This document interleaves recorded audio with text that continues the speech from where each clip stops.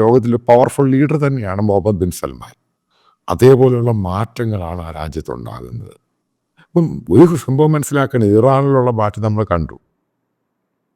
ആ മാറ്റം പൂർണ്ണമായിട്ടും മിഡിൽ ഈസ്റ്റ് ഏഷ്യയിലെല്ലാം കയറി അടിക്കും.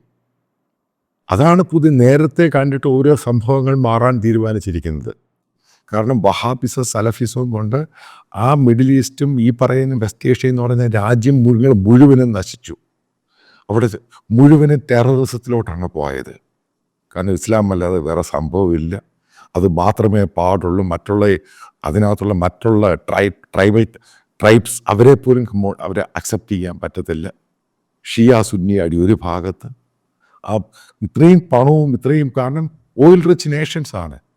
പക്ഷെ ആളുകൾ അവിടെ വരാൻ ഭയക്കുന്നു. കാരണം ടൂറിസത്തിനും ആവശ്യമാണ്. എന്താണ് ഇതിൻ്റെ പുറകിലുള്ള സംഭവമുണ്ട്. അതായത് വേൾഡ് കപ്പിന് വേണ്ടി ബിഡ് ചെയ്യാൻ പോവാണ്.